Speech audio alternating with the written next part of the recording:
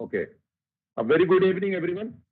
And special thanks to and welcome to Dr. Ajanta Sen ma'am from Industrial Design Center, Indian Institute of Technology, Bombay, Mumbai. Myself, Manish Arora, faculty member and Spark Project Principal Investigator at Department of Applied Art, Faculty of Visual Art, Banaras Hindu University. And this is Fundamental of Social Design 3-month part-time certificate course under the module 11. Today is the last session for this module. And this course is running in association with Maryland Institute College of Art, Department of Social Design, MICA, Baltimore at USA, and Michigan State University, USA. And today is the third session of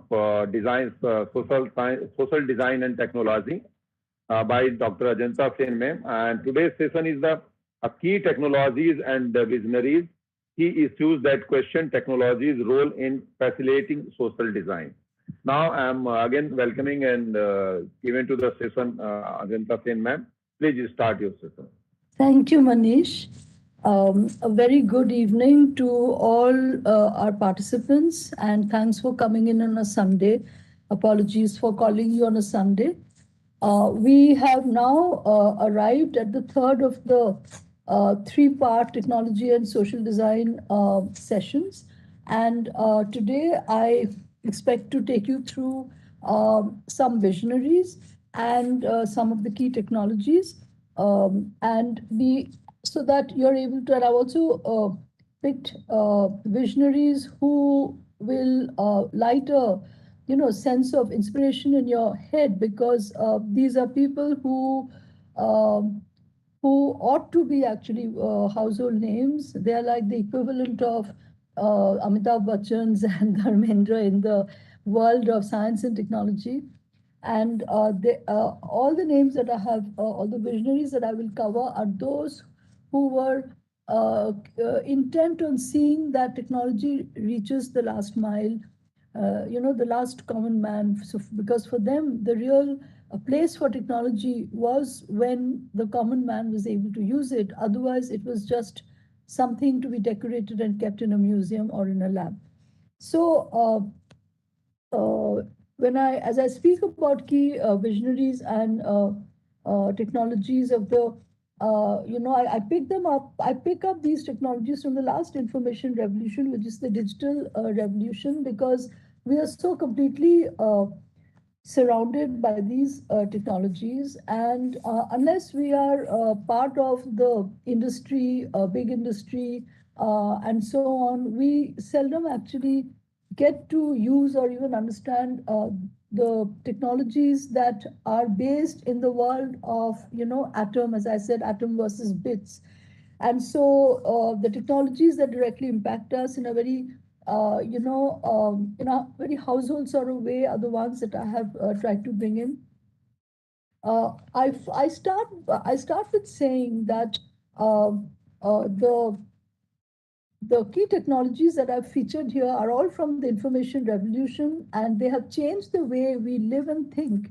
But they've also set in a set of social stratification, which is to say that society has got divided, sometimes vertically, sometimes horizontally, on account of these technologies, by either the technologies not being made available to the last man, because it is usually the case that technology that is meant for the common man will reach the common man unless the industry has withheld it because for profit motive.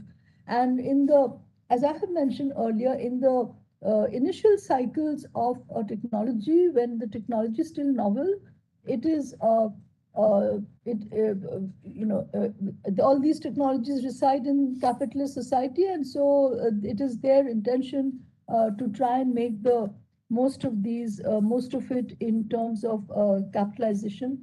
But also the nature of these technologies do not allow them to remain here, because a lot of these technologies are like they're like amoeba in a sea. They multiply beyond your control. That is the nature of this technology. So wherever it's been possible for them to create a digital divide, the digital divide has been created. and it has also brought in alienation in so there is a vertical divide, which is the north south divide, where people, some people have the have access to digital technologies, some people don't. And then there is the horizontal divide, where within the same economic strata, you will find some with the technology and some without being able to use the technology, not because they can't afford it, but because they don't know how to use, and they're never there's no one showing them the respect and understanding that one deserves, especially when one has grown a certain age and one has gone past a lot of knowledge systems and communicated those, and expects that in return, when they grow older, that the new knowledge systems will be communicated to them without bias. And that, of course, has not happened in the digital sphere. So the two main things, so let me make a distinction between the digital technologies and the machine-made technologies, and what they had done in terms of non-facilitation, the opposite of facilitation. The machine-age technology had actually darkened the workplace.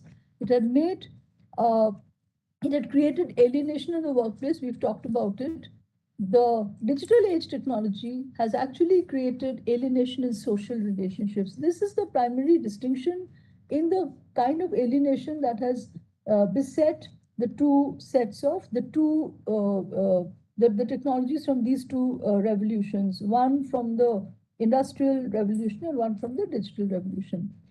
The digital world social alienation, of course, we know extends to family members, because you will find family members with different devices within the same household, sometimes communicating with each other through these devices. And that was never actually envisaged by any kind of, the social dynamics, that within a family, family members will be so engrossed in devices that the devices will start talking to each other rather than the family members themselves. Now, about 20 years ago, New York Times had a very interesting article where it countered the argument that too much technology is like brings in the world of George Orwell, where Big Brother is watching you.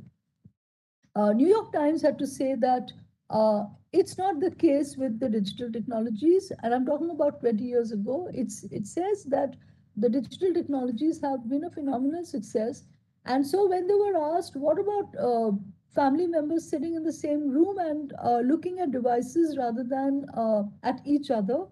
And 20 years ago, New York was already being part of the Western world, were already primed for family members to have different devices. We were not in a position, economically in a position at that time. We have it now. So the answer to that was that at least you have the family members physically together with each other. Otherwise, they would have been in different places. The young son at a bar, the the man of the family gone off to play cards, and the woman gone off to chat with her friends, and the girl gone off to her neighbor's place. So we know that that is not the case in Indian families, where within a family, family members can just leave home and go off. You, as a teenager, you're going to face a tough battle trying to convince your parents that you can just be somewhere else. But in spite of that, the factor of everybody being physically together with devices on their lap is little comfort to us, because we like our family members to be talking to each other. Uh, the second thing is that there is this vanishing propensity for personal media, that is digital personal, the desktop paradigm of media, to to take away certain niceties of life, certain delicacies, certain tenderness of life. So, for example, letter writing has, of course, vanished, and reading a book has also vanished.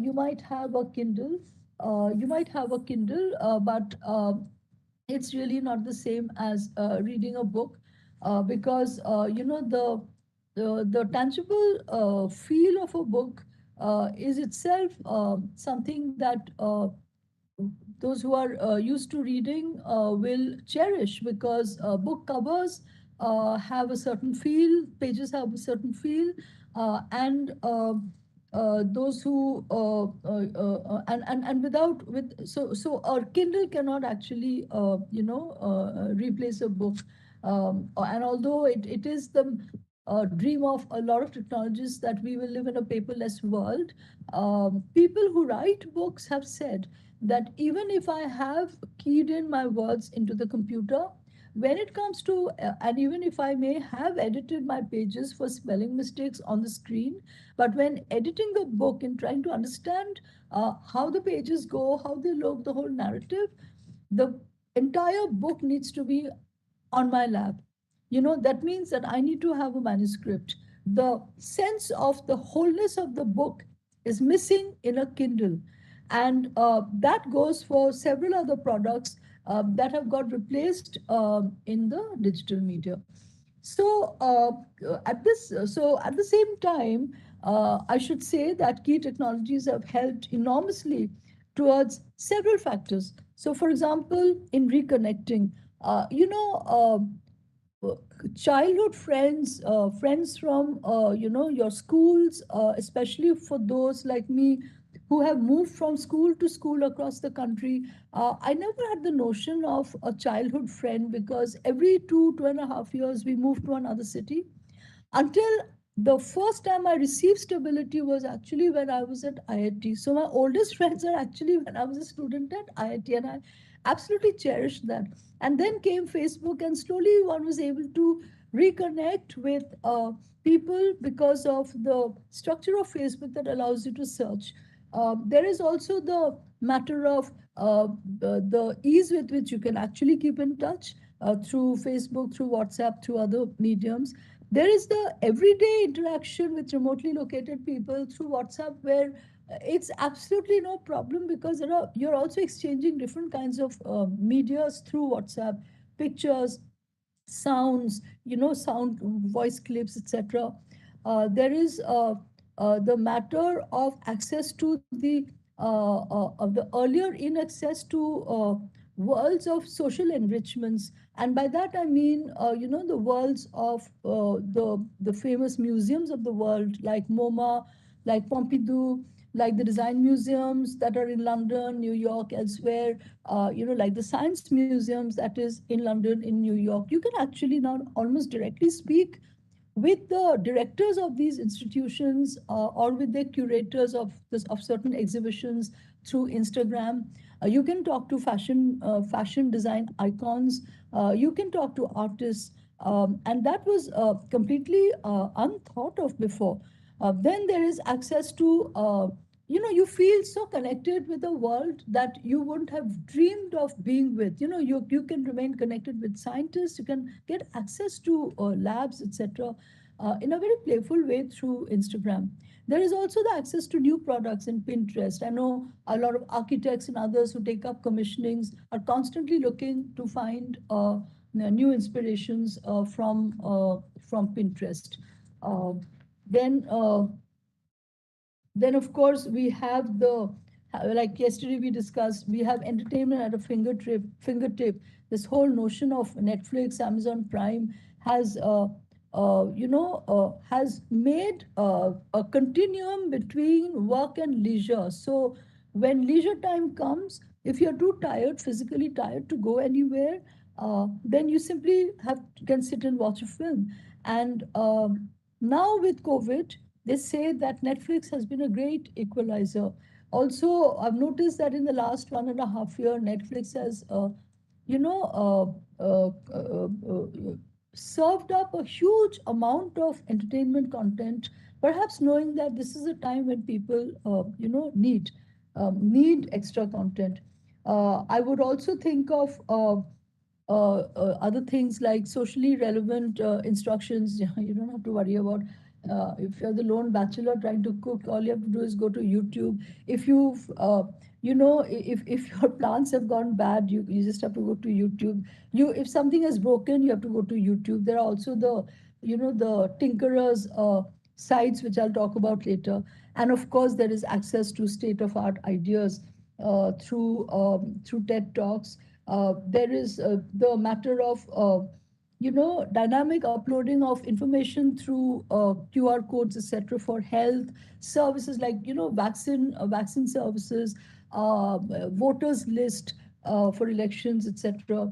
And last but not the least, and not even the last, being the digital archiving of precious antiquities from our culture's heritage that have suddenly become a lot more easier to preserve and conserve. So there is absolutely no doubt that the digital technology has had a phenomenal way of uplifting life, and all the factors that come in the way. Uh, Simply to put it in context, is to say that all new technologies have had their ups and downs, and the downs are usually quite severe in the beginning, in the upstream of the technologies, because you're still trying them out. And the hope is that one day all these things will level out. Those who spend too much screen time will one day tire of it and want to do something, with their hands, may want to take up art, may want to learn an instrument, or if somebody already knows an instrument, may want to go back to practicing, and so on. So we just have to give it the gestation period to work it out. Let me now take you through, very, very quickly, take you through a list of technologies.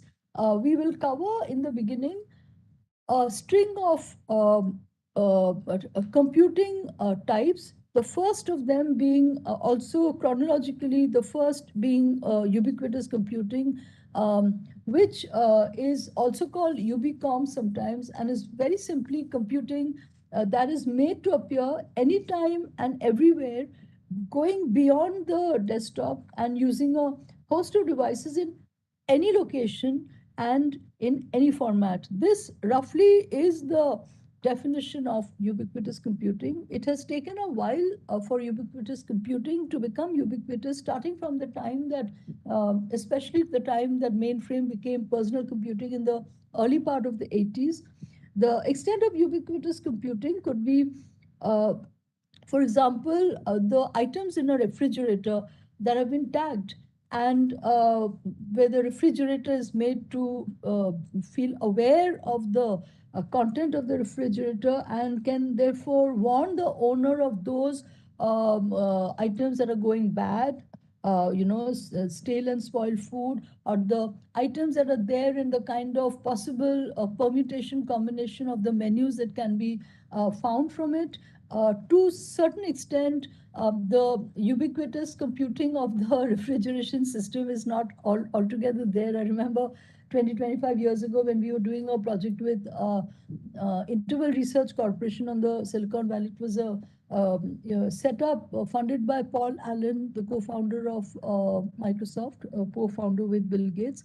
And one of the projects we had done was where it was conceived that as soon as you enter the house, the refrigerator will sense you've entered and will warn you of things that are there. And because you're so tired at the end of the day, that would be a big help. Um, Contemporary devices that lend support to this form of computing and more practical, at a more practical application level, are of course mobile phones, digital audio players, RFID tags, which are the tags that could actually go into not necessarily the refrigerator, because the RFID tags have much bigger distance sensing now, but RFID tags are attached to products. There's GPS, and there is, of course, the interactive whiteboards. These are all part of ubiquitous computing.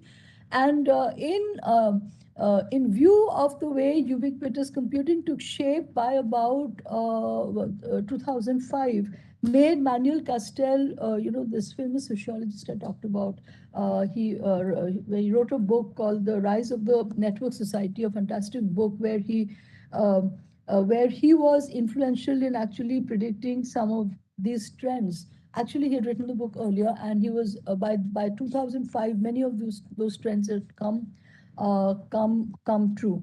Now, the person that we need to mention in this context is Mark Weiser, as you see on the screen. He was the chief technologist of Xerox PARC, and he was at Xerox PARC since 2000, since 19, since he was there since the late 70s, early 80s. Uh, the ubiquitous computing sort of came about in 1988, the term coined by Mark Weiser, and it is a great tragedy that in less than 10 years, Mark Weiser was suddenly dead. And the research that was going on at Xerox PARC and other labs initiated by Mark Weiser did take a little beating, and then it quickly picked up. It quickly picked up because of mobile telephony technology coming in play. The next computing type that I would like to bring to your notice is wearable computing, started by Steve Mann of University of Toronto. It is actually a form of computing which is embedded into something you wear. So unless it is something you wear, it will not qualify to be wearable computing. So you could have something similar kept in a drawer, and technically that would not be wearable technology. Because wearable, the sensors in wearable technology are body borne, worn on the body.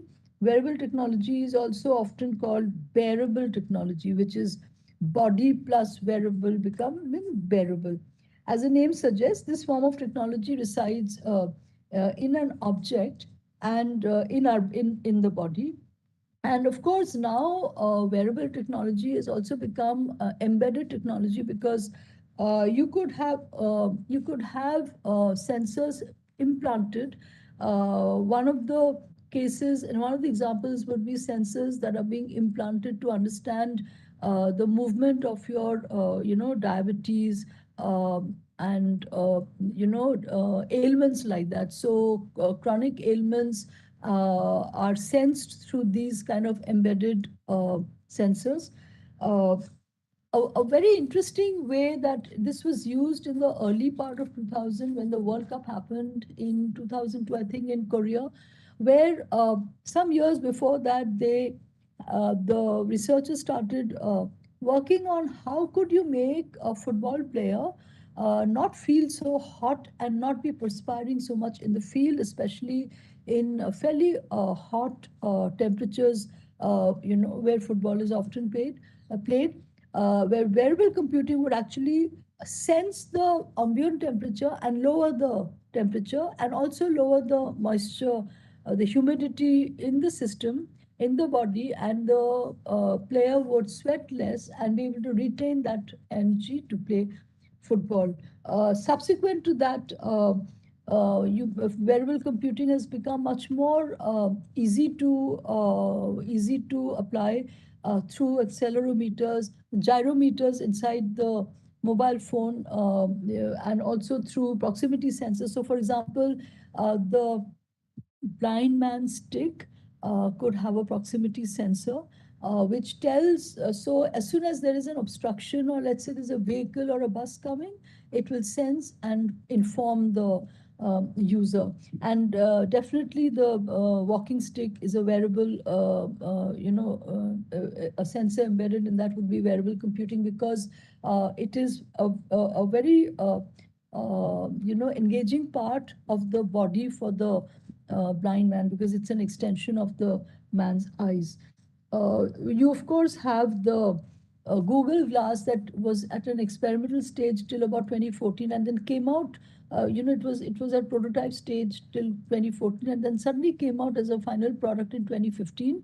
And one of the first ways that Google Glass was used was by surgeons, where the surgeon would put it wear the glass, and when it needed the help of other specialist surgeons in a very complex surgery, the specialist surgeons remotely located would actually view the body of the patient through the through the same system of the Google Glass worn by the surgeon, who's locally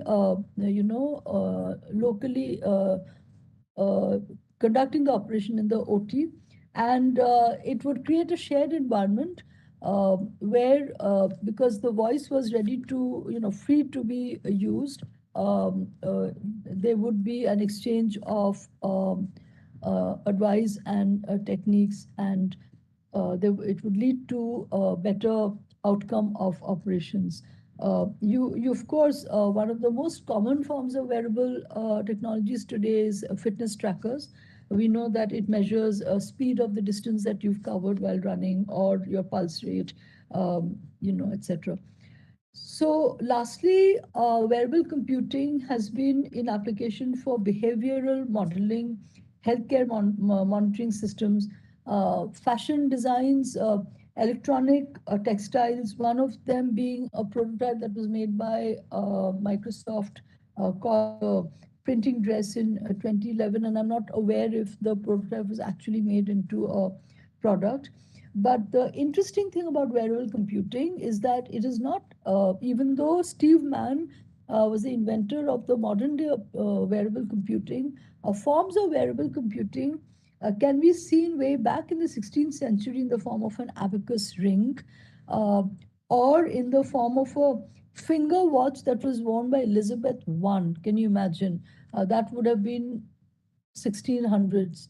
And then there was the more notorious example of, a covert timing device attached to a shoe worn by gamblers playing the roulette wheel in a casino until it got discovered, of course. It was invented by a gambling freak, a couple called Thorpe and Shannon.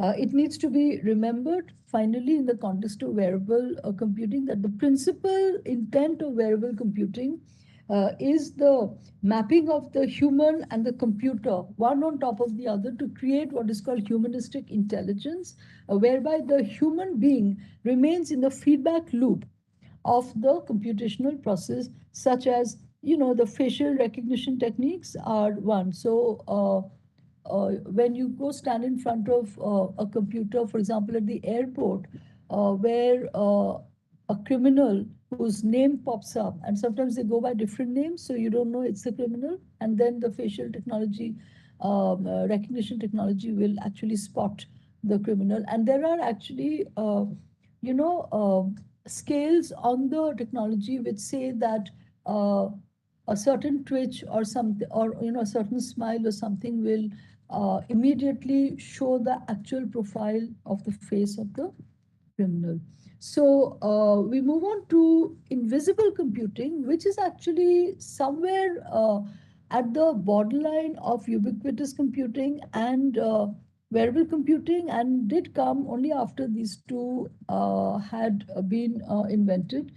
A great part of the invisible computing work is being done by a Japanese based at MIT's Media Lab.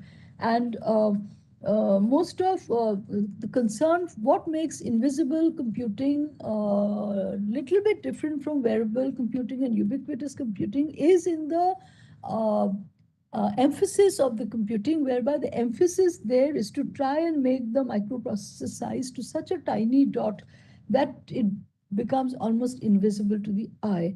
So a very interesting project which had gained a lot of attention in the media was fortunately by a student of ours who was also involved in a project that we were doing that we're going to show today, Pranav Mistry, who was also working with Hiroshi Ishii and others in, somewhere around, let me see, 2006 onwards.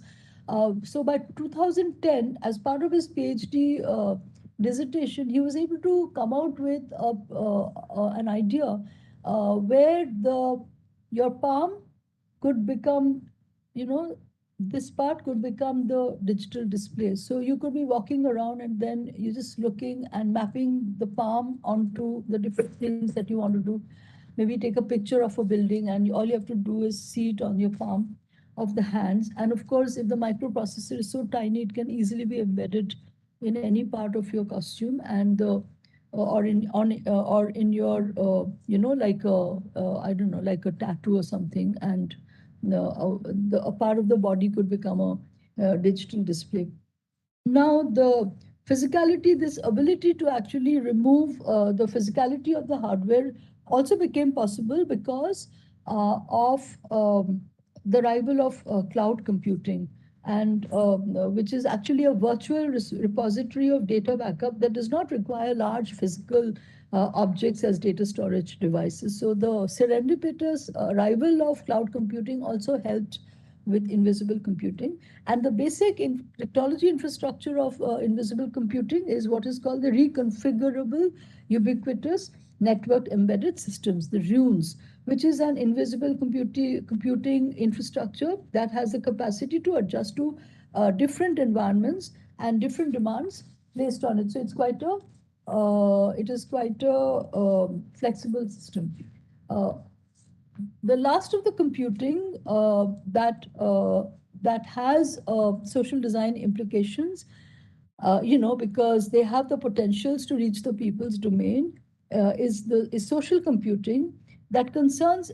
I had talked about social computing in the genesis of social design as one of the technology sources of social design.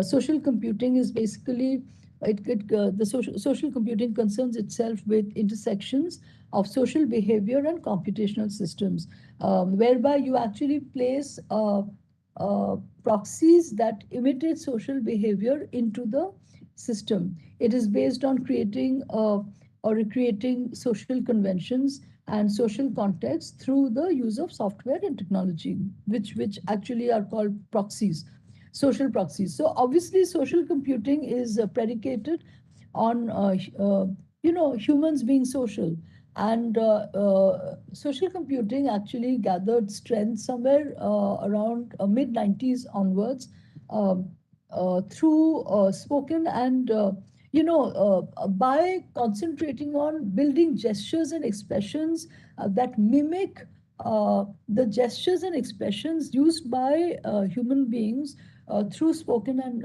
written language. And I talked about this yesterday, where gestures that emanate out of our sensories become a very big part of a big intermediary for building technologies. So the gestures used by humans that was actually observed by computer scientists were these very tiny gestures. So, for example, if the meeting is over and you want the conversation to stop, you'll have a gesture which is like fidgeting, and people sitting around you have the sense to sense it. So, those are the kind of proxies that needed to be built into the computing system, so that it could actually mimic the way humans talked and conversed with each other. That level of sophistication, of course, had not been achieved in social computing by early 2000, which was the start of social computing.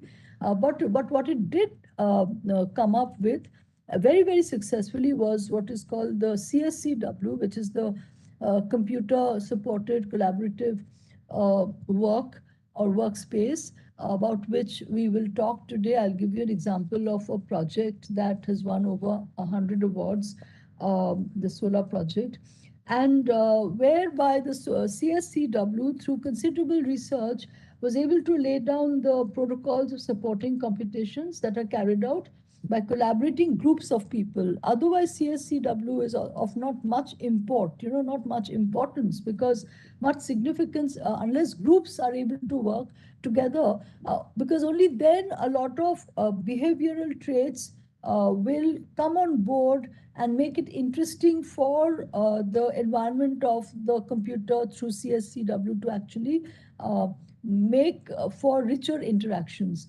Otherwise, you could just use the telephone, right? If it's just two people wanting to do things with each other. So the use of computational devices to facilitate or augment the social interactions of the users is what went into the heart of social computing. And uh,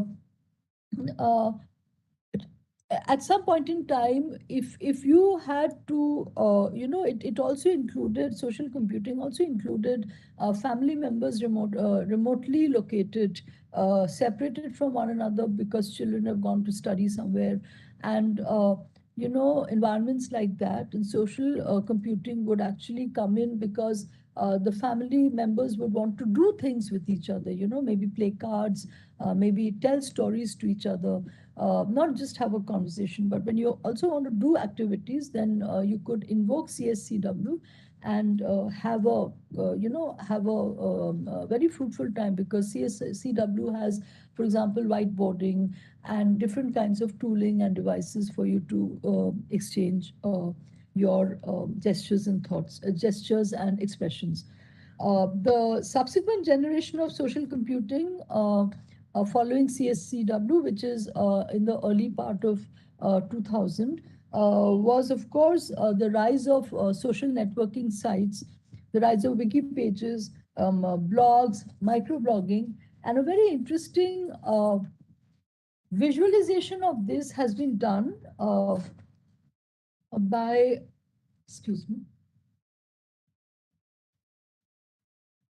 by a social scientist called Edward Barrett, uh, who actually who's able to visualize this rise of social media uh, in the way that by using the metaphor of the biosphere that we have used in so many other ways.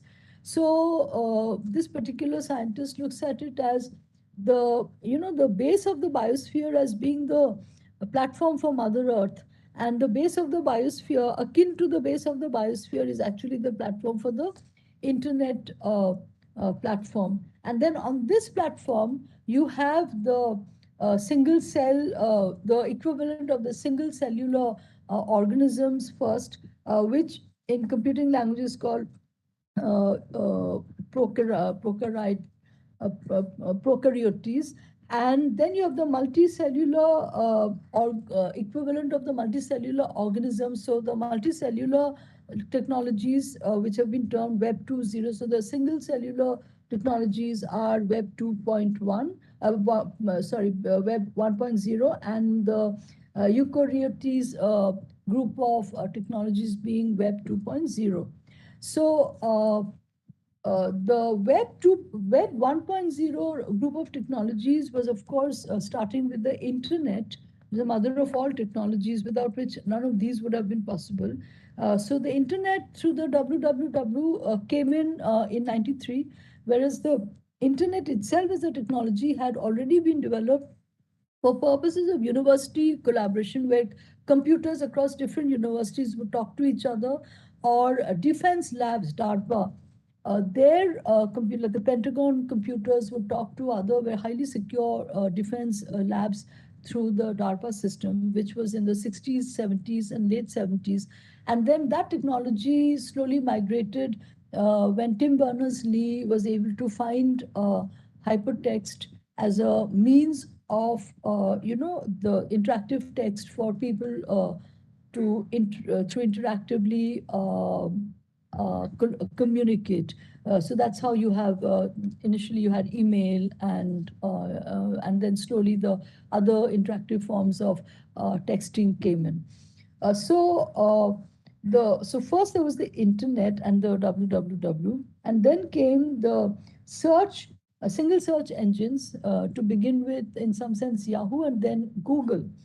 And it was at the turn of the century, so these happened before 2000, and then at the turn of the century, the Web 2.0 technologies came in, which of course had the portals. You could build a portal, you could build, for example, a food portal through using web technology, or you could do e-commerce site, eBay being one of them, the first ones actually. Multiple search engines, with Bing coming in much later, Microsoft's Bing. Uh, Blogs came in pretty early, actually. Blogs by 2001 or 2, you already had people blogging. Microblogging came in later. Microblogging, Twitter came in around 2007 or so. Wiki came in, of course, early part of 2000. And other social media sites. Like I said, the micro blockings came in slightly later. So these, in sum, would form the technologies that we've been using, which are very much a part of our lives. And even if you do not know how exactly social computing, etc., are processed backend, which you don't have to know, we are pretty much at the receiving end of all these technologies. Uh, Three more technologies that are usually in the hands of engineers, they're not actually that ubiquitous yet, but they're used in very specialized domains, are augmented reality, virtual reality, and mixed reality. The basic difference between augmented reality and virtual reality is that in augmented reality, an interactive experience is actually mapped onto a real world environment where the objects that reside in the real world are enhanced in their understanding through augmented reality. Augmentation means to enhance. So necessarily, augmented reality sits on physical real world reality. And like I showed you the Sanchi project, where uh, if you took your phone there, an augmented reality enabled phone, and swiped it around the stories, then the stories would come alive, and there would be a voice telling you what happens, what is happening with those sculptures, the embedded sculptures. Otherwise, the sculptures are not of much meaning to us. We would like to know, but we don't know. And we take a quick look and we go away because we are told Sanchi is very famous. But if you had these stories, talking back to you, then you would want to go and spend more time, and you would also want to take your children back there, because there's such a lot of learning happening through the walls of all these heritage setups. And augmented reality has come in a very big way to the rescue of the heritage industry.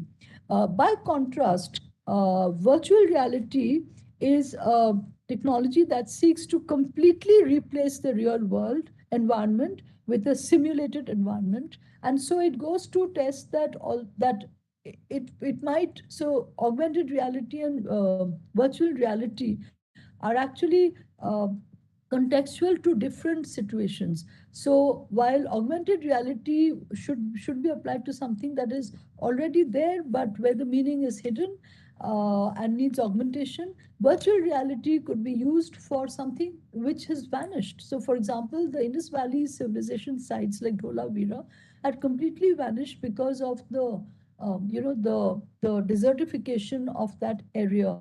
And I know that the Ministry of Culture has been very keen to rebuild the Dholavira site. And on the Dholavira site, or for example, for that matter, the Rakhigarhi site, whatever was there, I have either gone underground over the years because of earthquakes, etc., or they have vanished because of the ravages of climate. So, what is left is the account of these places. And today, through virtual reality, one could actually recreate Dholavira, and people could actually experience what Dholavira was like, and it's entirely possible to do that. What is common to both augmented reality and virtual reality is their ability for immersive experience. Mixed reality is exactly what the name suggests, which is actually in between augmented reality and virtual reality, where it mixed reality merges the real and virtual worlds to produce new environments and visualizations where the physical and digital objects coexist and interact in real time. So, an example of that would be, for example, we've done a virtual walkthrough of the Asiatic Museum that I've shown you. Uh, Virtual reality in our treatment of Asiatic Museum is actually mixed reality, because virtual reality would be, for example, the walkthrough of a building by a developer of a building that has not yet come up, but he or she would like to show it to the client.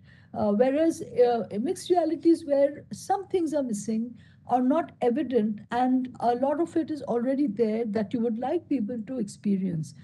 So mixed reality Mixed reality is often used in the context, of course, of heritage and entertainment, in military training, for military training, where simulated environments are created. And you can also, mixed reality is also good use for working remotely. So we now I've covered the range of technologies. Those reside in our everyday spaces, and those which are pretty much in the still in the hands of engineers. I would like to quote, for example, an example of virtual reality that, if I had the time, I would have shown you. Is where one of our students had recreated the inside of the Taj when the terrorists were there, the Taj Hotel, Taj Mahal Hotel in Bombay, and the terrorists inside. And I remember at the design degree show when this is being shown, you walk in and then you walk in through, and there's this fire going up on one side and something burning and something else happening. And it's quite a terrifying experience. And so when I came out and my student asked me, "Ma'am, what do you think?" I said, "It is so terrifying. It is so terrifyingly real that I don't want to go back there." And so therefore, I would consider that to be a successful project, because that is exactly how a person would have felt if the person was inside that environment while the terrorists were there shooting their guns and using grenades. So some of the visionaries that I'm going to talk about, and I like to use the word visionaries because the names that I have featured here are not those who take ideas from somewhere else and implement them as engineers. These are technologists who are actually able to see the workings of technology decades ago. Vannevar Bush being chief amongst them. Vannevar Bush, his main contribution to the world of technology was his visions for the future. I will show you all the different things that he has done. Um, Vannevar Bush also had the ability to describe a machine way ahead of his time that would combine lower level technologies to achieve higher level organized knowledge, namely human memory process being outsourced to the machine. And if I describe that, if I describe this say in the mid 40s, you wouldn't know what it is. It would feel like science fiction. But today, when I describe this, immediately you should realize that it is actually a form of Wikipedia. But Vannevar Bush, when he first thought of it, he thought of it by the mid 40s. He was able to imagine that such a thing can actually be created.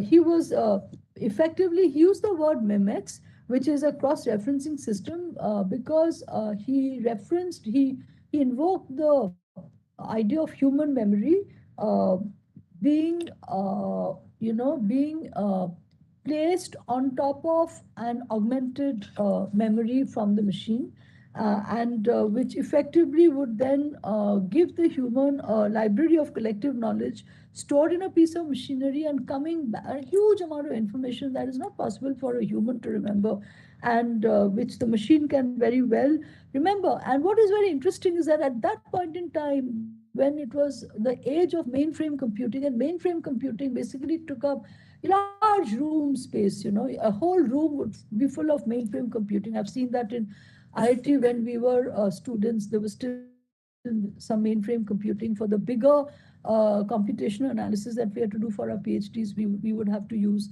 those systems.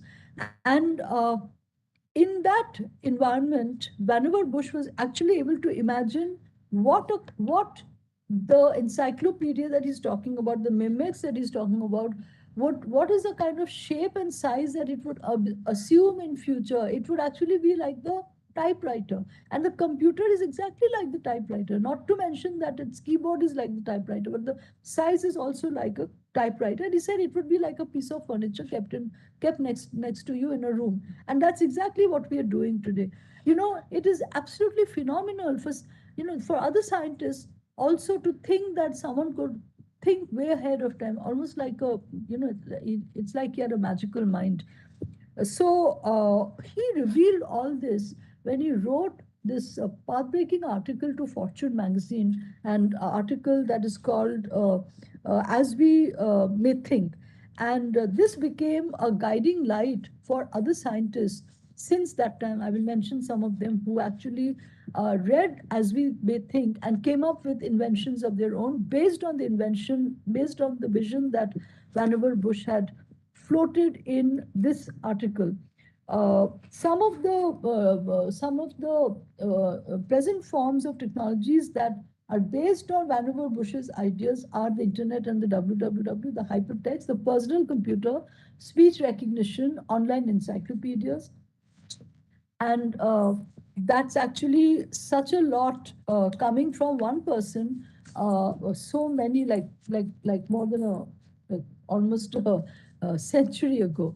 The next visionary that I would like to talk about, and fortunately, not only in terms of importance, but these also actually come in chronological order, fortunately, is Alan Turing, an English mathematician, a cryptographer, and crypto analyst and a computer scientist. And you may have seen this film called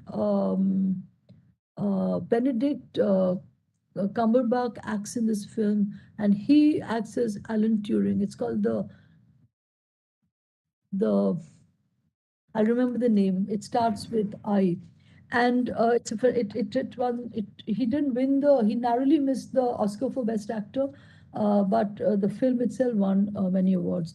So a main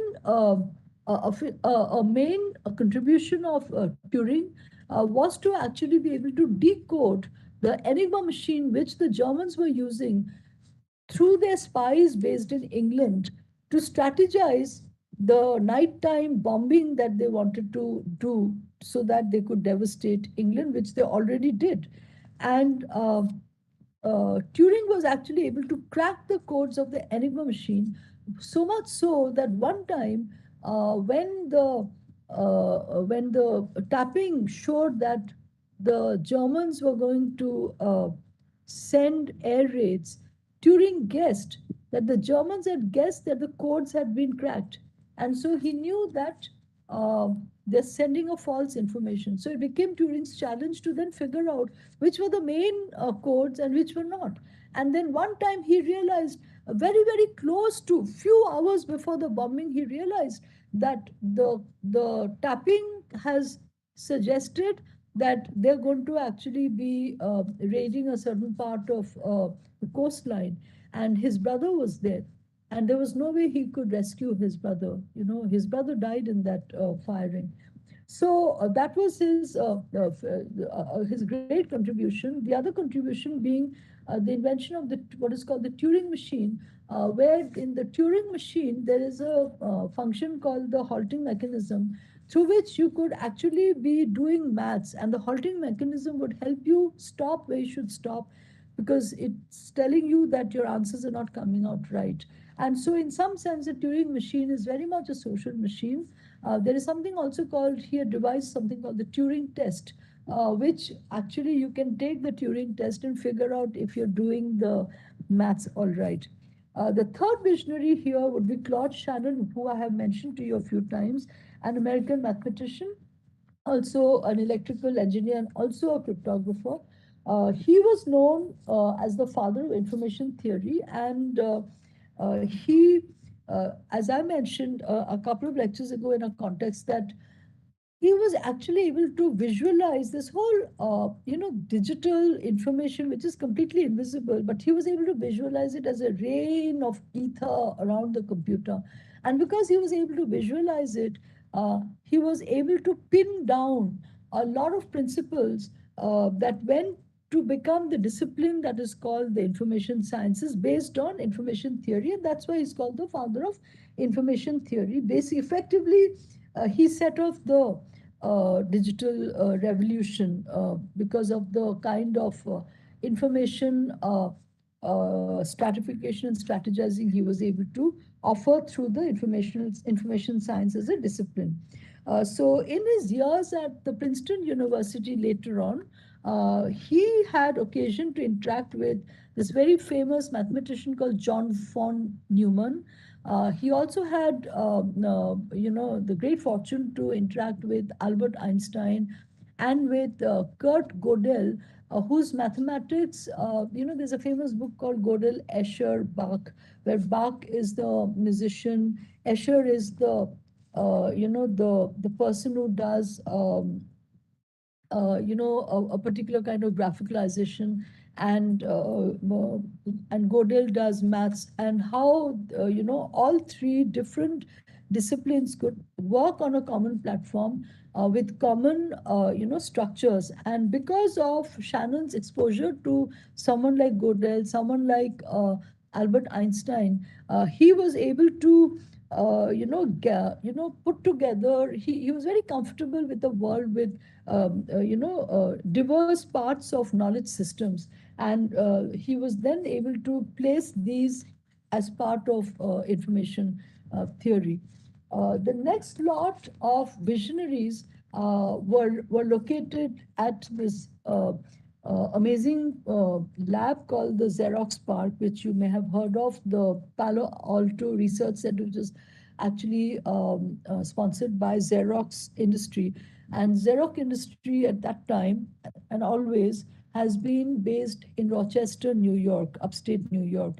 And yet, when this got located in California on a land leased from Stanford University, and therefore it also became easy for Stanford University to work closely with the inventions of Xerox PARC, and that is the Stanford connection with Xerox PARC.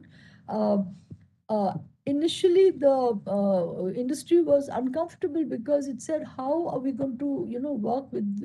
How will we know what they're doing? They're so far away because it's on the West Coast, and the industry is on the East Coast." And but it turned out to be a blessing for two reasons. One, that that Stanford University was right next door, and also because the scientists had a lot of freedom from their sponsors, the masters. So they were pretty much left alone to do what they felt was creatively the right thing to do. There was no interference. So some of the inventions that Xerox PARC was able to do was to come up with the desktop paradigm, which launched the personal computing era. Desktop paradigm was invented in Xerox PARC in the 60s, and by late 70s, by mid 70s actually, uh, Steve Jobs was able to take some of those inventions out of the lab and eventually create Lisa and Macintosh computer based on the desktop paradigm of Xerox PARC. You also had what is called object-oriented programming by Alan Kay, where the object is actually not an object. Many years later, Alan Kay made it clear that what he meant was that the high level idea is message oriented programming, which would then go into a lot of the social media messaging, etc. Years later, and all this research was happening in the 60s and 70s at Xerox PARC. The computer mouse came out of the group that was where Bill Buxton, who was very young at that time and who was working at Xerox PARC, it came out of his largely his efforts. The electronic paper, amorphous silicon, the ASI applications, the VLSI, which is the very large scale integration system. We have a lab, way back, like 25 years ago, a VLSI was set up at IIT Bombay, and it is actually used for semiconductor research. Laser printer, which is today so common, was invented at the Xerox PARC lab. Computer generated graphics, GUIs, WYSIWYG test. WYSIWYG means what you see is what you get, and Ethernet as LAN. And I should mention that there are three key visionaries from there. I would like to mention one, apart from one I've already mentioned, who's Mark Weiser. But it starts with someone called Douglas Engelbart, who was pretty much like a father to all these scientists. Bill Buxton and Alan Kay worked closely, especially Bill Buxton worked closely with Douglas Engelbart, who was uh, it's very interesting that it was Vannevar Bush's article as we may think, came to Douglas Engelbart's notice a few days after the article got published in Fortune, and it set him off to start working on computer input devices, which eventually resulted in the mouse with Buxton working with Douglas Engelbart. Mm, Bill Buxton was Engelbart was like his mentor, and Engelbart also came up with the word processor. He came up with hyperlink. Hyperlink was actually the new way of writing text in a computing medium, and we know that the computing medium is interactive, it is non-linear. So hypertext means that you can actually cut and paste, you can go back and forth, you can clear an entire sentence, you can actually bring in others, you can do all kinds of things, you can also insert pictures. So hypertext was actually the opposite of the book, the printed book, which was in one line, printed, and you could do nothing about it. Even now, when you print a book as a book on maybe through digital printing, it is still not hypertext. Hypertext is what is on the computer computational platform. And without the hypertext, www would not have been possible. So working, like I said, working with Douglas Engelbart were Bill Buxton. Bill Buxton came up with multi-touch interfaces and music compositions. But but after Bill Buxton finished his association with Xerox PARC, and I should tell you that Bill Buxton is a Canadian who's from the University of Toronto. He went to work with the industry. All these scientists actually went to work with industries.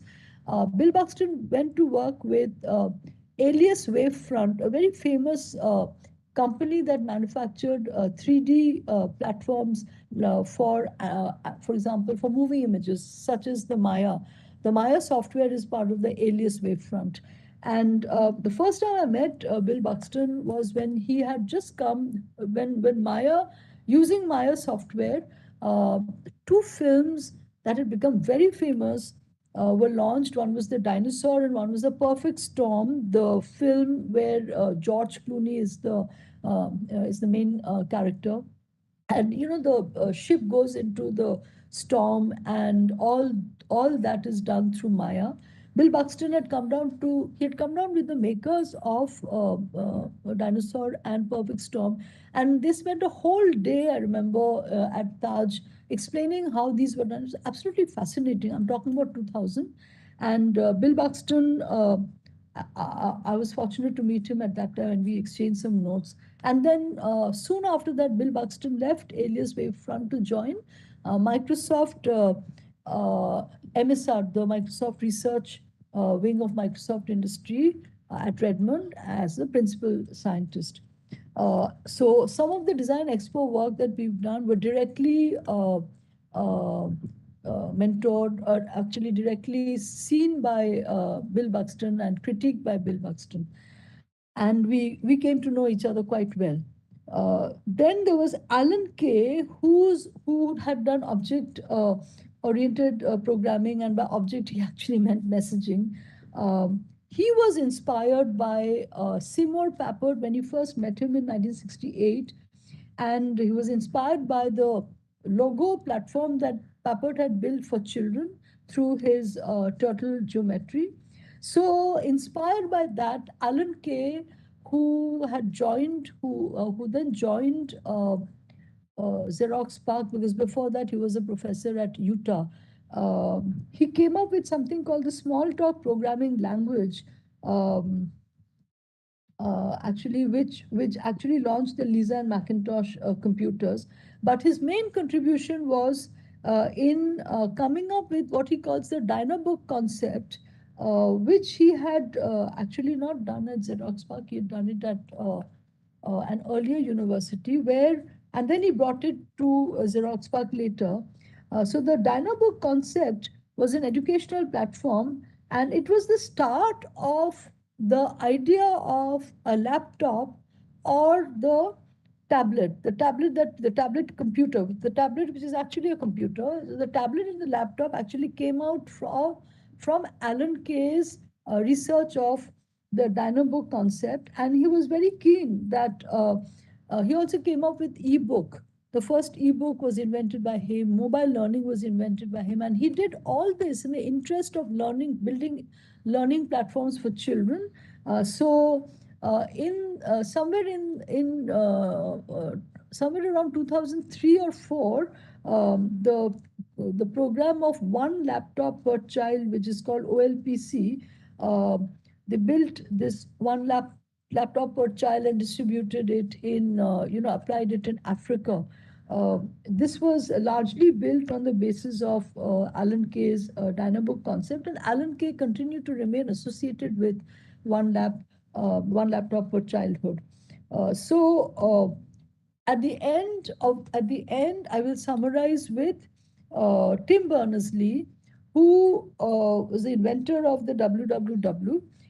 Tim Berners-Lee, an Englishman, an English computer scientist, and also a mathematician, worked for many years at the CERN lab, which is this lab which actually simulates the solar system, the galaxy, the beginnings of the to the Hadron Collider. It tries to test what is the kind of energy that was generated when the Big Bang happened.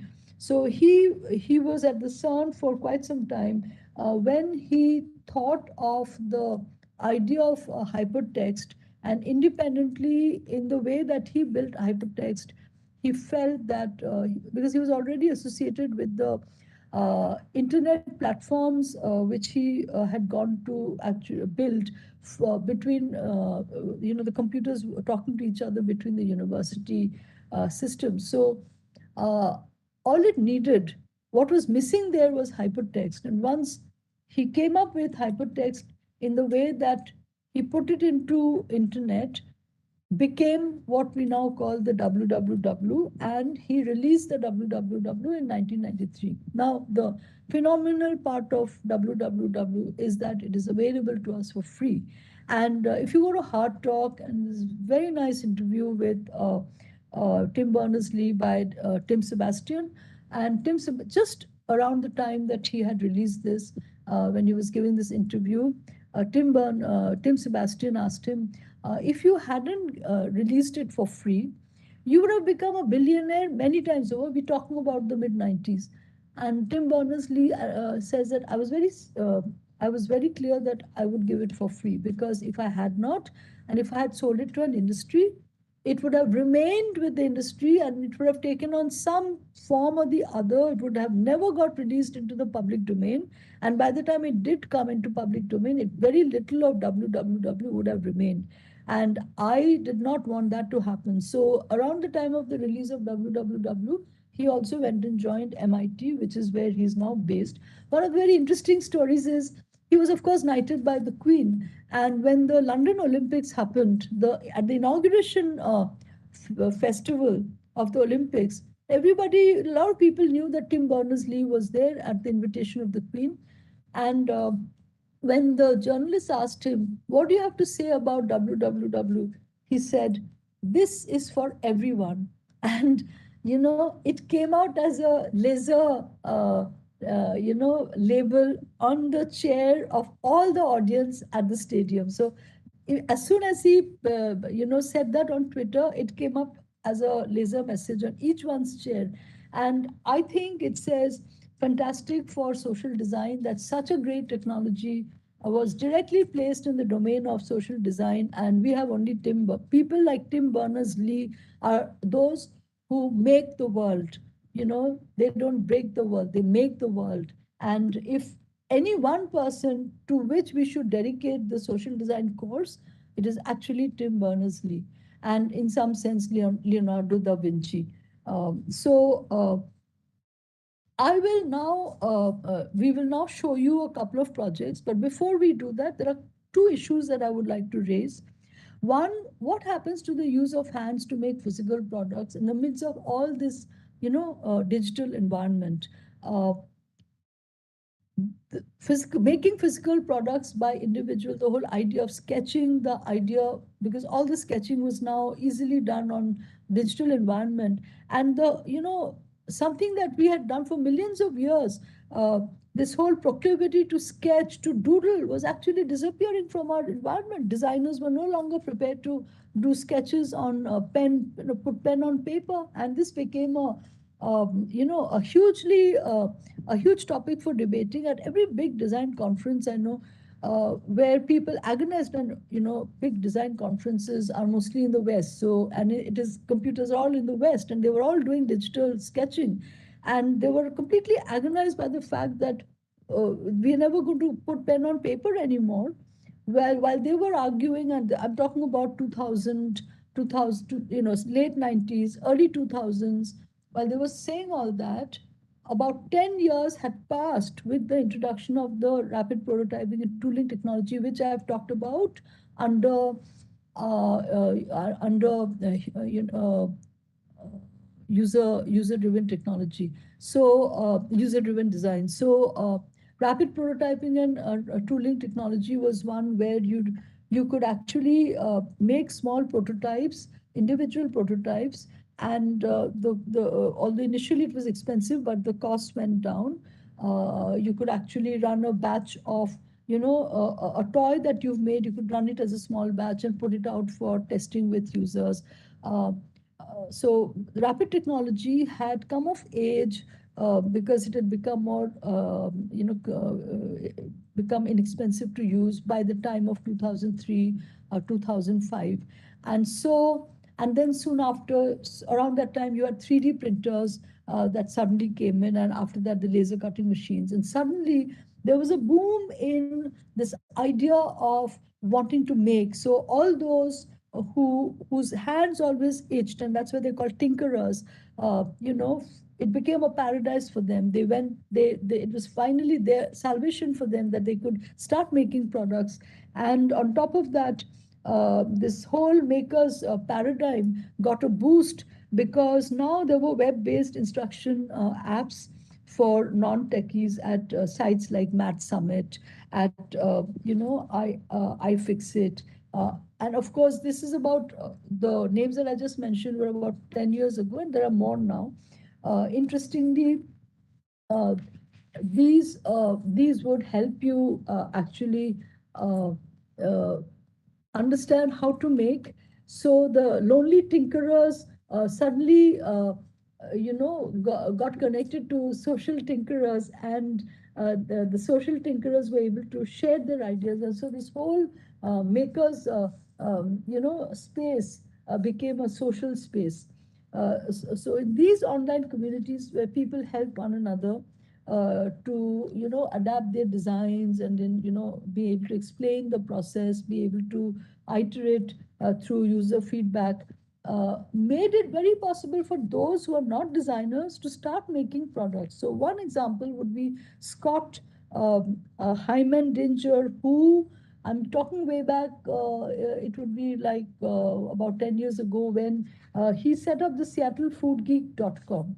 And he would actually demonstrate different kinds of food making, for which at one point in time he needed something called an immersion cooker. And so it cost 1,200 in the market. With the tinkerer's online instructions, he was able to make it at $75.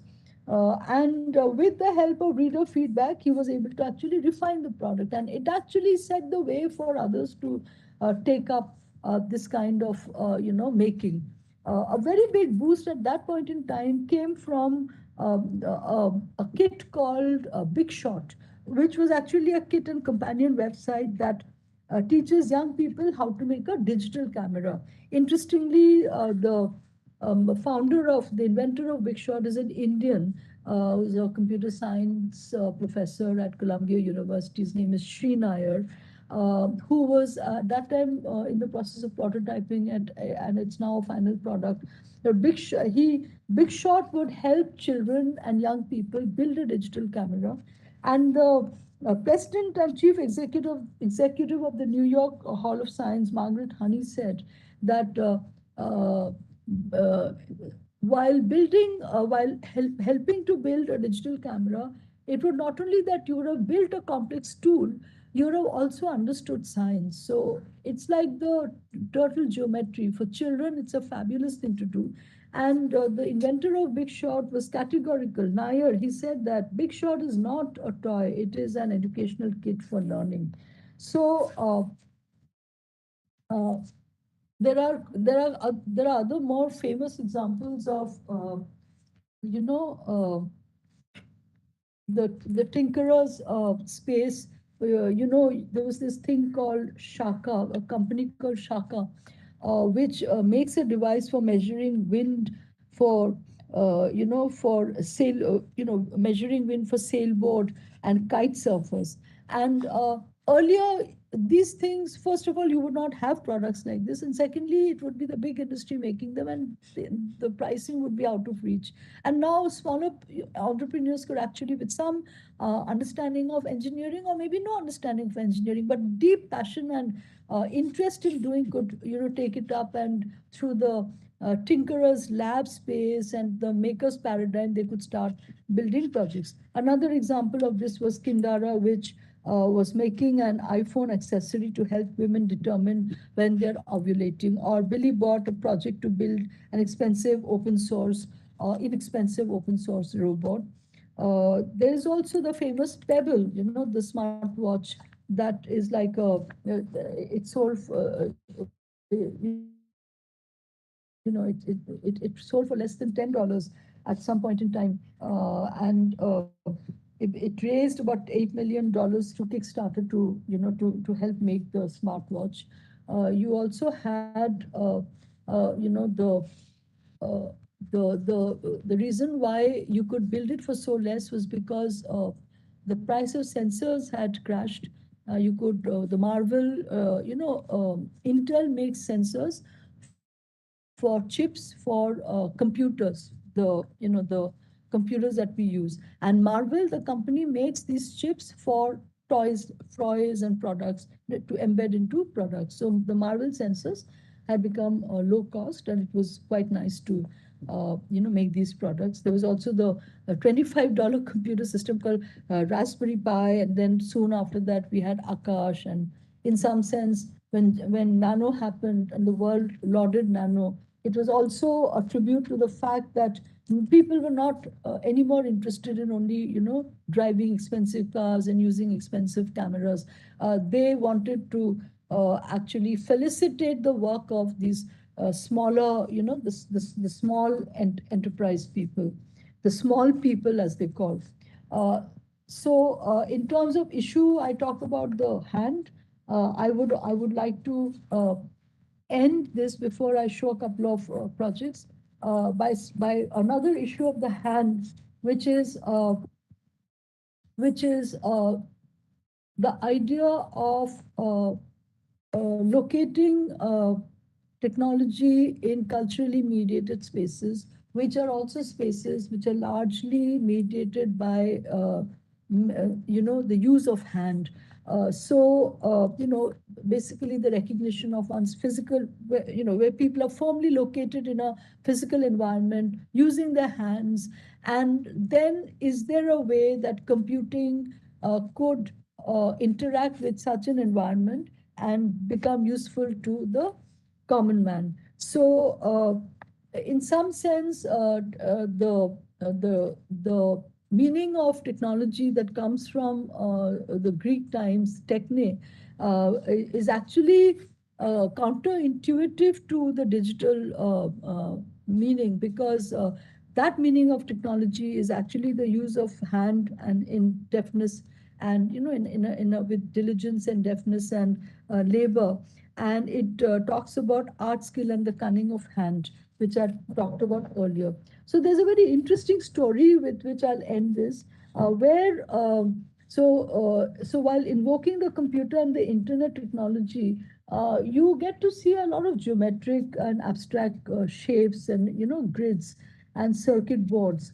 So the story goes that many of the early circuit boards produced in the United States were made by Navajo women. Navajo women are native Indian. You know what crudely we used to say, red Indian women. These native Indian women, who are actually the indigenous population of North America and who were driven away to these reservations by the people who went from Europe to populate North America. So from 1965 to 75, this very big company called Fairchild Corporation, which operated an electronic assembly plant in Shiprock, New Mexico. New Mexico is in the border of Mexico, which is where you have many of these reservations habited by the indigenous people, Navajo being one of them, Navajo tribe being one of them. So these Navajo women, these indigenous women were employed to make these circuit boards, and it was the Navajo workers who were, whose work went into making these early computers, calculators, and missile guidance systems.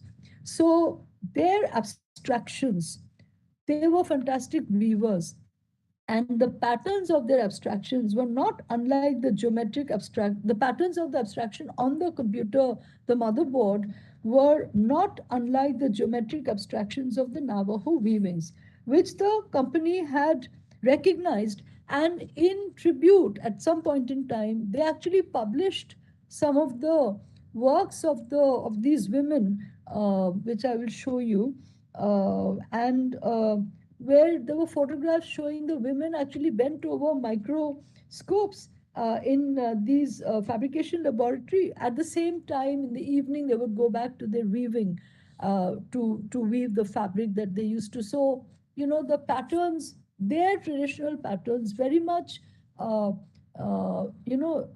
what they have woven through the centuries is what looks like on the computer. It's not the other way around. So it is quite a fantastic thought that the computer patterns actually mimic the patterns of the early indigenous people's, weaving skills.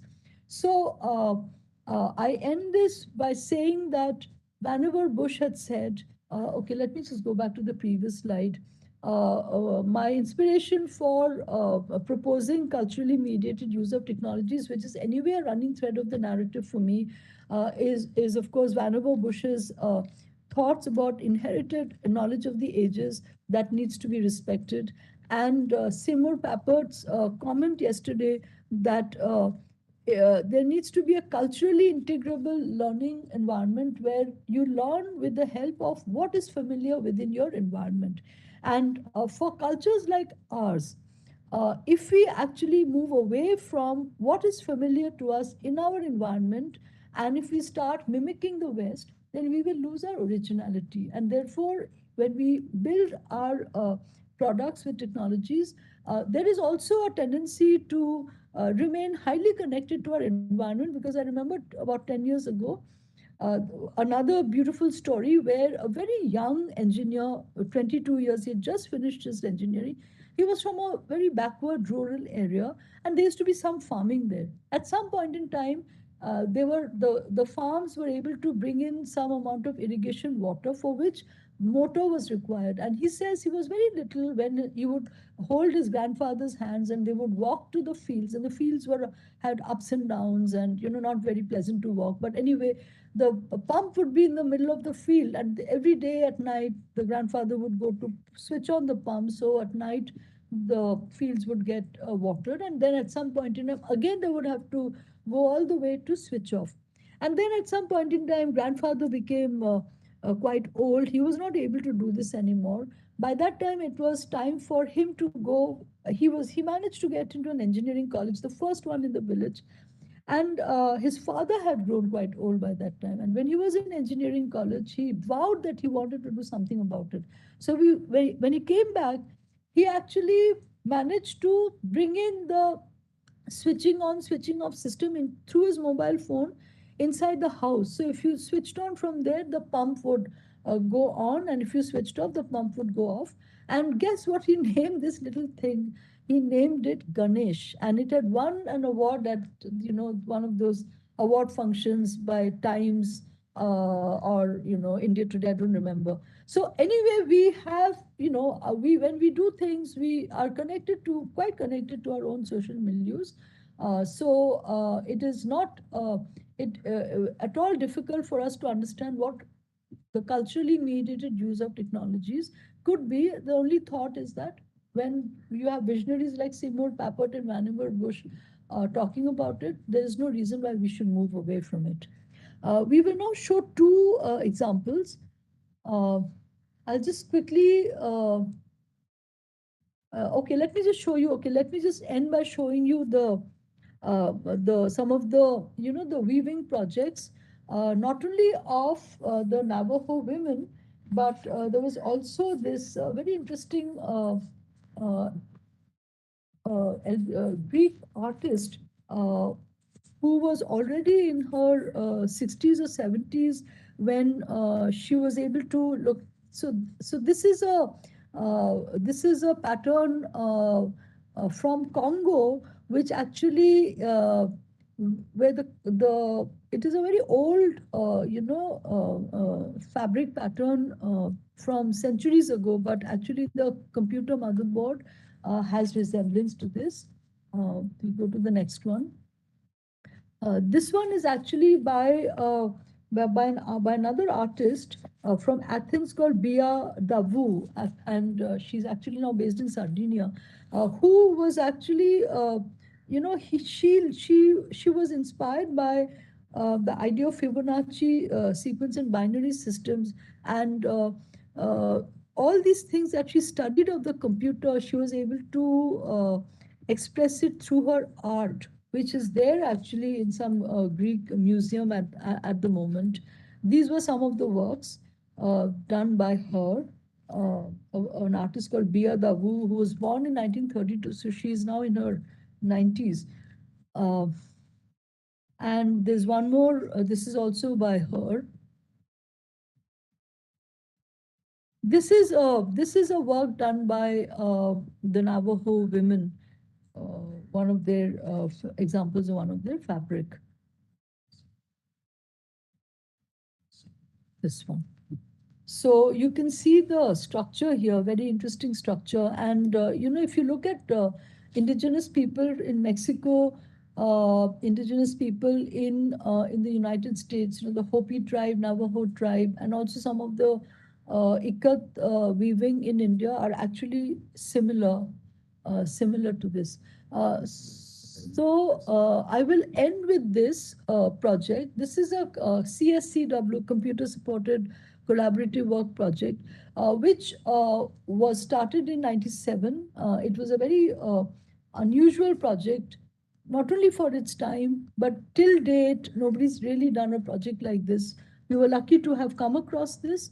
The person who had come up with this idea, Bob Pulley, who was actually the dean of a big design school in the UK, who I had met in Canada at ICSID, which is one of the apex design bodies for product design. And he had come up with this lovely idea called daisy chain. Now, in 90, I'm talking about 97 September, in 99, there was going to be a complete solar eclipse, which was going to travel all the way from North America, Canada, Newfoundland, crossing the Atlantic, coming to Falmouth, which is the tip of UK on the western side in Cornwall, and then it would pass through Germany, Eastern Europe, go into Turkey. That was the trajectory of the eclipse, into Iran, and then Pakistan, and then it would come to India, that is Gujarat, Western India, Gujarat and tribal belt of Maharashtra, and then it would be time for it to set. So it would set in Orissa. Now, what was so inspiring about this and extraordinary about this is that complete solar eclipses do happen. But usually they happen because we are three-fourths water and only one-fourth land. Most of the complete solar eclipses happen over the sea and we never get to watch. This was a once in a century opportunity for an eclipse to actually traverse so many land masses, almost all the continents except for Australia. And Bob had this idea. At that time, the internet had just come in, and Bob had this idea that all these countries that the solar eclipse is going to be passing through, uh, all of them have different cultures. Now, each of them will interpret the eclipse in a different way. Would it not be nice to somehow be able to connect up with all these along the line of trajectory of the eclipse and be able to exchange thoughts on the eclipse, on the sun, and how these are reinterpreted on the ground by people from those cultures? So, in light of this, it was decided that the Falmouth College of Arts, which was the design college where Bob was a dean, he at Falmouth College of Arts and us at IIT Bombay, based at IDC, would do a joint collaborative project, a UK India project, which would be a computer mediated, web driven initiative called the Project Solar Eclipse. There were a few things we were going to test out through this project at that point in time. Of course, we were going to, so there were certain, uh, I already mentioned that we were going to understand how we can connect up different cultures from far-flung areas, collaborate with each other. We would try and collaborate in a combination of both physical and virtual, because at that time, virtual technologies were completely new, and we were going to they were being tried and tested. So we were going to be in a combination of physical and virtual, because uh, through virtual we would exchange thoughts and ideas, and in the physical realm we would actually be making things with our hands, like I just talked about. And the whole idea would be to in a combination of virtual and physical, in a combination of emerging and conventional technologies, and in a combination of new audience users. He had coined the name new audience to include those who were very uncomfortable with technology and from who were actually deprived of technology. So, for example, at that point in time, children, nobody actually made technology accessible to them. Housewives, fisher folks, street children. So at Bob's end, they were going to take dyslexic kids.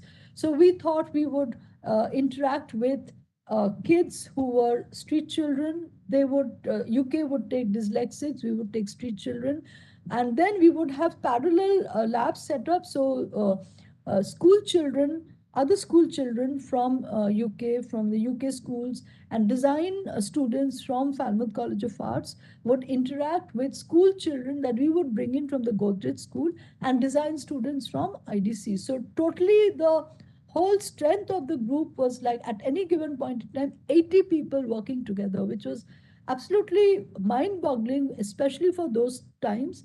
And the entire bandwidth of IIT Bombay, every time we had a synchronous, that is online event, the entire bandwidth of IIT would be dedicated to solar project, and a lot of the other work at IIT would actually stop.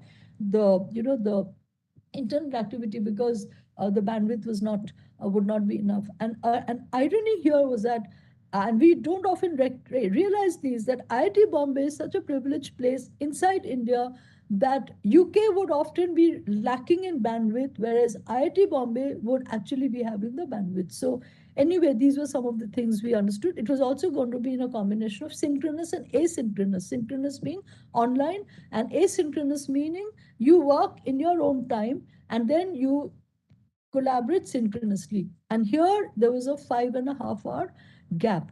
So let me move on. So we were it was going to be cross cultural, it was going to be collaborative. It ended up being extremely responsive, with a steady build up of emotions and expectations. And the whole idea was to make it carnival like, because we were going to take up themes for making that were close to the children's hearts. And so they would actually want to do. And as it happens, the school that we collaborated with, the Godrej School, the Godrej Industry has a school close by to IIT. And, the kindergarten section is absolutely phenomenal, because they kind of use the Montessori method. So the principal at that time, Shireen Parsi, was also a very experienced person, and she gave us full permission to have our children come over to IIT Bombay And the children, so there was a 5.5 hour gap between UK and India. So we obviously had to start only after 2 o'clock. This was also in the month of February, which was very, very cold in UK.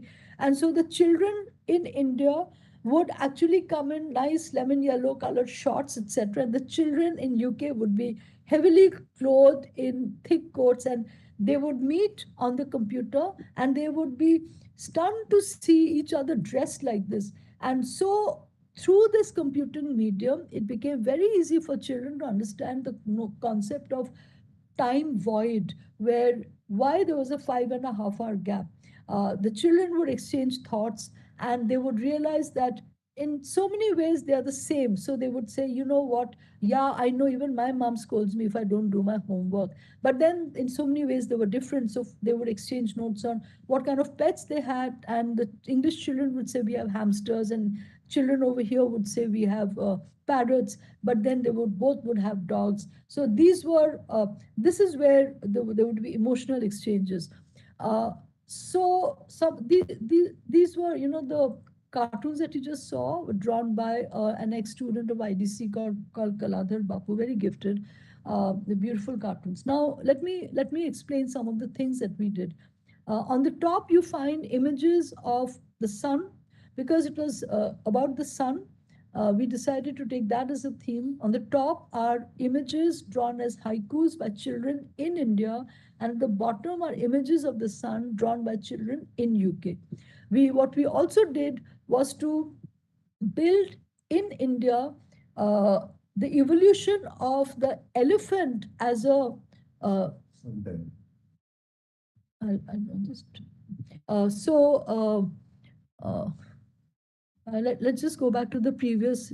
No, it's okay. I'll go to the elephant later. Let's go back to the previous slide now.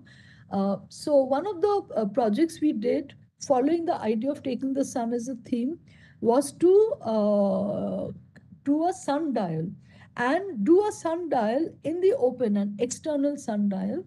Uh, Here you find children from Godrej School testing out to understand how a sundial can be built, and you have children from UK also doing the same, all at the same time. While they were testing over there, our children were testing over here, and then they would meet on the computer and they would exchange notes. In the next, you will see some of the sundials. These sundials were done, the one on the left was done by children in UK, and the one on the right, this is at IDC, where you can see these reflectors on the ground. There's a tree, and then you find the 3 p.m. on the tree. And depending on the movement of the sun, the time would get imprinted. There were so many different kinds of sundials done by children, and also done in collaboration with our uh, product design students. When I was talking about the elephant, let me just tell you a very interesting thing happened, and we also won a lot of awards for it. The elephant, the children and the design students and the faculty members at Falmouth College of Arts decided they were going to, this would be their dedication to India by taking up the Indian elephant as a theme. And we at our end decided to take the Cornish sailboat as a theme. The Cornwall is actually on the coast, and shipping is a major industry there. So the Cornish sailboat is a famous entity. Now, let me first talk about the elephant. You can see a life-sized elephant here on the left side top, made in with a bamboo structure, with bamboo plucked from the gardens of their school, their design school, and using a technique that is very much used by the British, called printmaking, which is actually, artists know about it. So they print on paper, and then they actually scaffolded the elephant. It was a walk-through elephant where children could actually walk through the inside of the elephant. Now, the scaffolding, the painting on the elephant was actually a detailed a series of research that we did, starting from the start of the painting of the elephant, depiction of the elephant on cave walls by from cognitive revolution time, going down into how we came into Ganesha, and then, all of the different kinds of paintings that we've done, that we've culturally imprinted the elephant with, where we did this painstaking research and we sent this information through the computer. And everything sounds so common today, but at that time it wasn't. And they actually downloaded those images and made these print tiles on translucent paper and scaffolded the elephant frame through which the children could walk through and get this fantastic, it was like walking to the belly of the elephant and enjoying and understanding more and more about the elephant from the information that we had sent.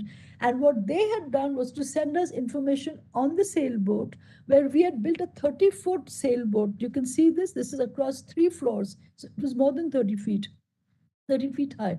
And what we did was to create the sail. First of all, we did the sailboat with sustainable material that we had picked up from Godrej and elsewhere. And so we did not actually waste money on buying a lot of material. Secondly, what we did was we took a folktale sent by Cornwall, a Cornish folktale called Tristan and Isidore, about a tragic story on a sailboat in the sea. And so it had a black and white connotation. So we had black and white sails. And then on the sails were the sun images that were sent by the children, drawn by children in UK, and which went up on our sailboat. And these were mutually, so it was like this direct cross-cultural exchange of thoughts between two cultures. Lastly, you can see there were various other things we did. We played the virtual Holi.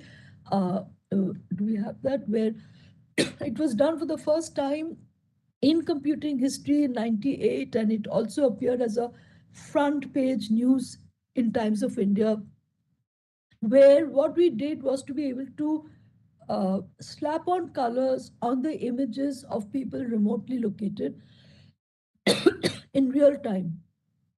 And that was quite an unusual thing to happen. And at that point in time, I remember there was a great deal of interest in trying to understand how we were doing all this. We had very gifted students who knew software from the computer science department. So we had software students working with us, design students working with us, school children working with us, faculty members working with us.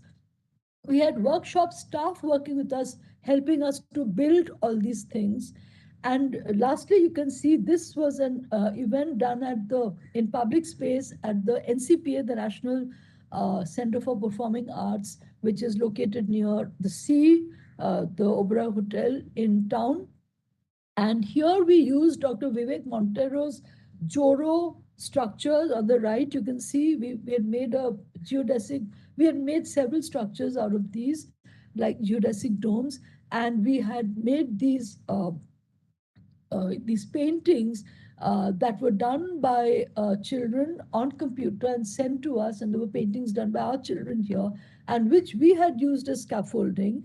And this was the reason to use Joro, was also to see how the exchange of ideas between two cultures, between children, can also be helped, can also be turned into a platform for learning.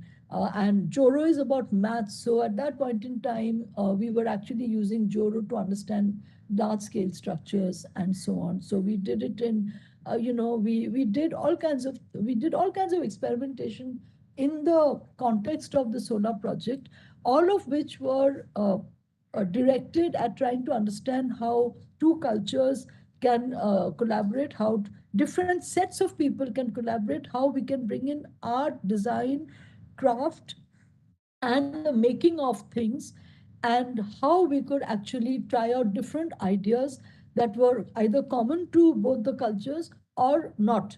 So the sundial was not so common to UK. It was common. It something from India.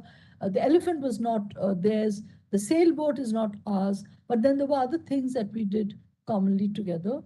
I thought that I would end with the following conclusions: that the virtual world is immune from real world physics. And the real world physics is where you actually make things. The virtual world is good for communicating, cross culturally, across great distances. Uh, it was clear that people were keen to interact on physical domain, but since they were in different countries, we tried to annotate the physical domain in different ways. There was a lot of lack of inhibition in working with the virtual. So the myth that children were afraid of computers and all was actually shattered. It's a little bit like a Papert working with children, with the Hannigan project.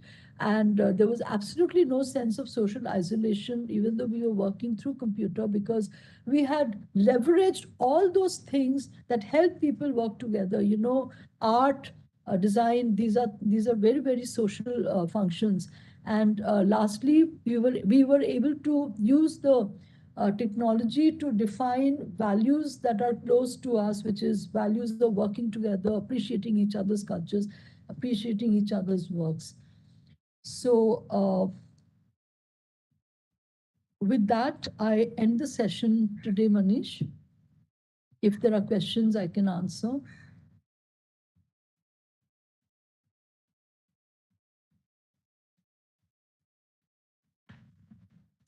Well, ma'am, this is Ankit this side. No question, but just wanted to remind you that the name of the movie was The Imitation Game.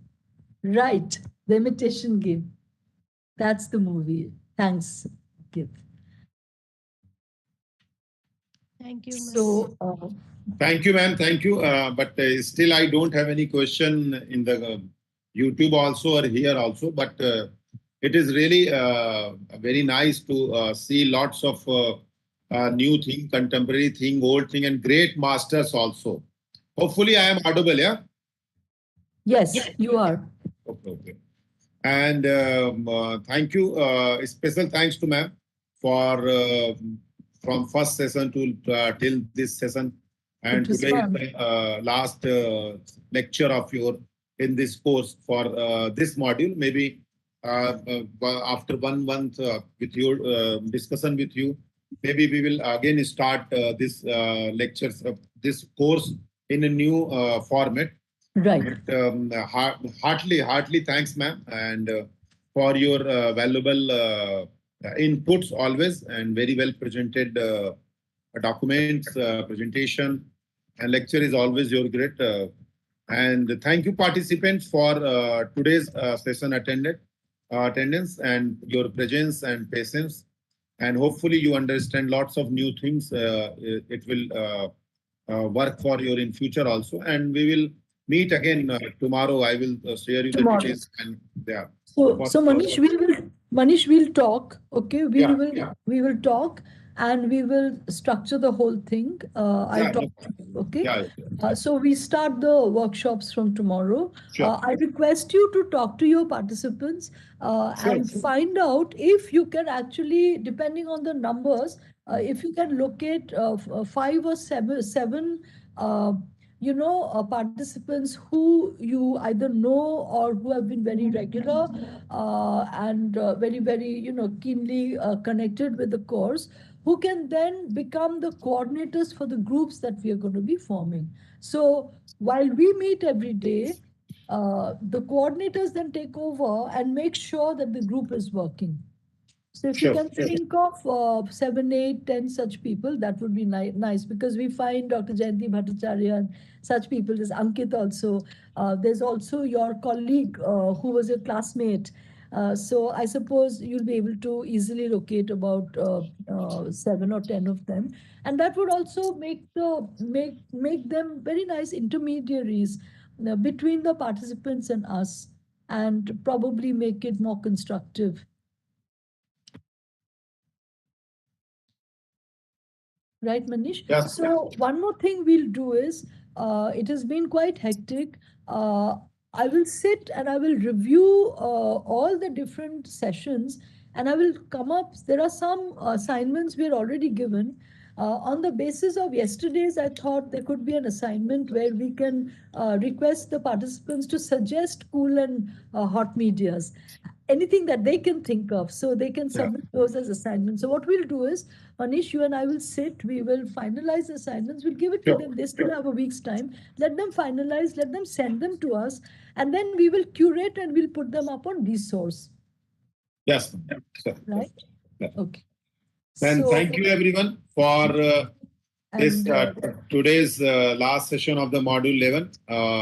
Myself, Manish Arora, faculty member and project principal investigator of the Spark project at Department of Applied Art, Faculty of Visual Art, Banaras Hindu University. This course is running in association with Maryland Institute College of Art, Baltimore, and Michigan State University, USA.